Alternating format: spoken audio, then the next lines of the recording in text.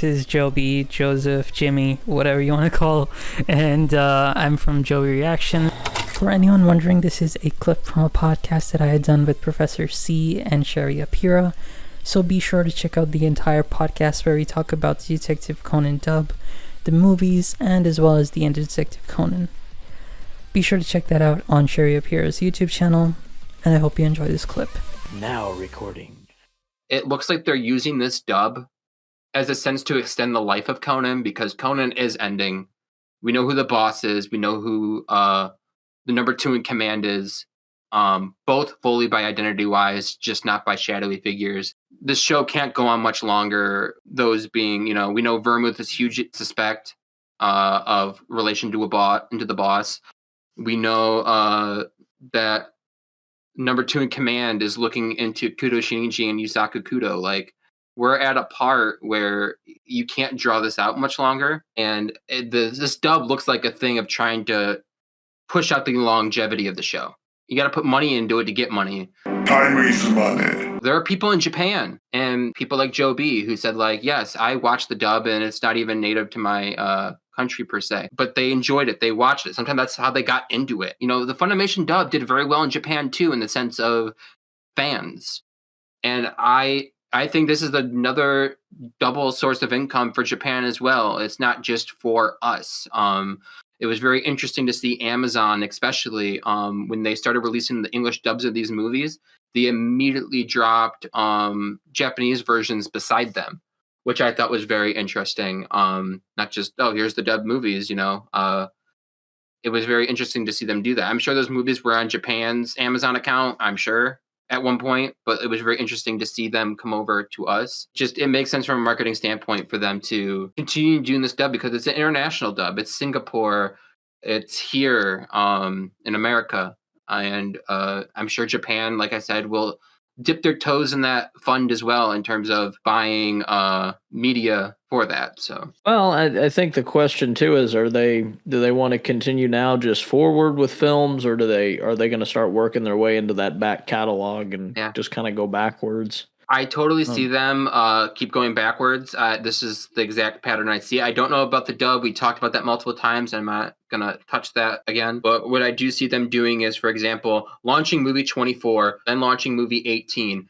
maybe then doing 17, 16, then 25, then going back and keep going back and forward. I hate that they're doing that. Actors get better as they go forward, and this is giving a mixed batch of performances. You'll be watching, by the time they get to, let's say they do movie 1 again, they're going to sound so great.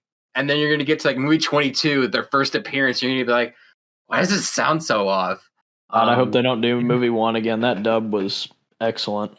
Well, yeah, but like, you're also trying to keep a full continuity. People are going to watch movie 1 and be like, who the hell's Jimmy? And it hurts to have to hear that. One other pet peeve I have, I just wish that Conan in his head would speak in Griffin Burns' voice. It would just mean something to me. But that was something that Funimation did really well. Yeah. Like, I've talked to our Bruce Elliott, and he still has Richard deep inside of him, and it's great. He told me that he would fake punch, not actually, obviously, Allison Victorin in the head and yell Conan. Like, it's great stuff, and they loved these characters.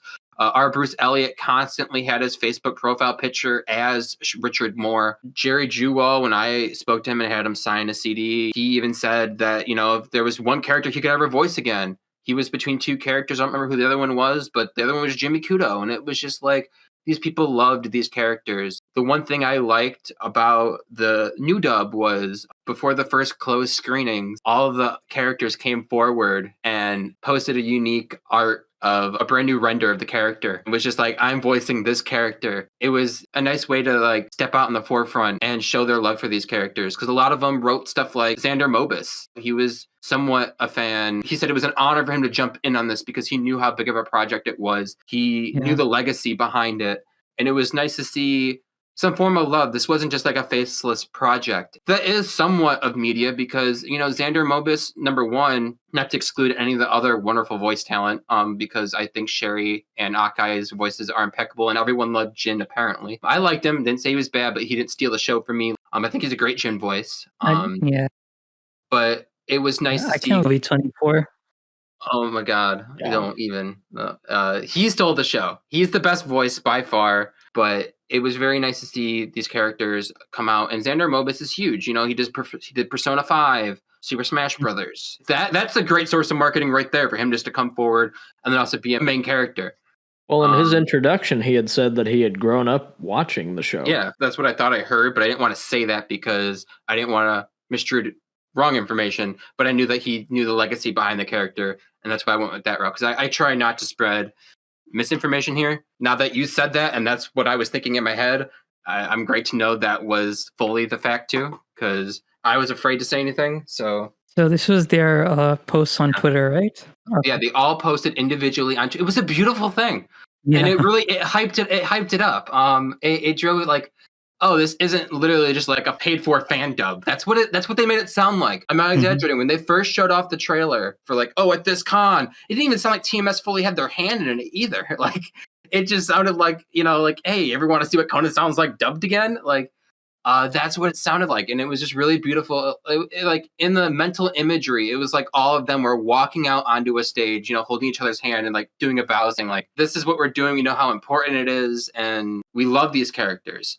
Who knows how much they recorded at that time when they came out and said that? Naturally, the movie was in the beta phase enough to be shown because it was being shown shortly after. But it was very interesting for them to already feel that connection of we love these characters. It's not just like, oh yeah, we did this. It was a project that we did, and this is who we're doing. It had a lot of heart behind it, which you can feel, but at the same time, it feels a bit dry just because of the direct translation approach that they're taking.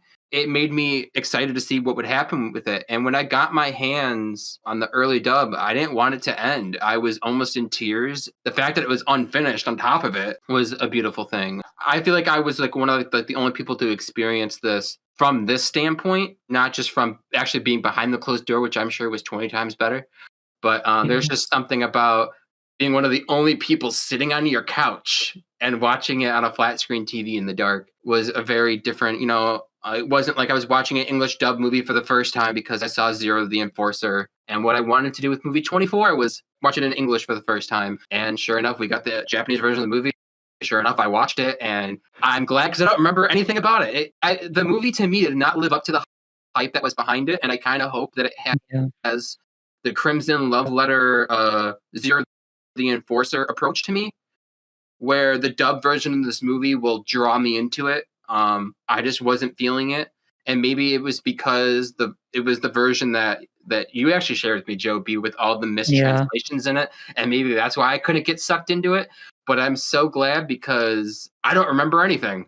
I remember one scene with a bullet. Not going to say anything about it, but that's all I remember. And it was in the train, so I'm sure like you remember it was near the end. And I don't remember anything else, so I'm still feeling like it's somewhat of a experience. I feel like it was more, I watched a long trailer in my head.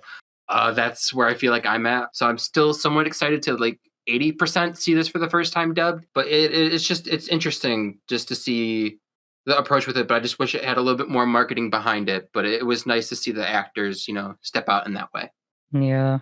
They like movie 24 is something that I hope is elevated in the dub because I watched the movie through and through. I had to edit it as well, like for the reaction video. So I went through it completely. I remember everything, but it still doesn't live up to the hype because we've been waiting for this movie for almost 2 years. Or a year. It's the longest Conan cycle.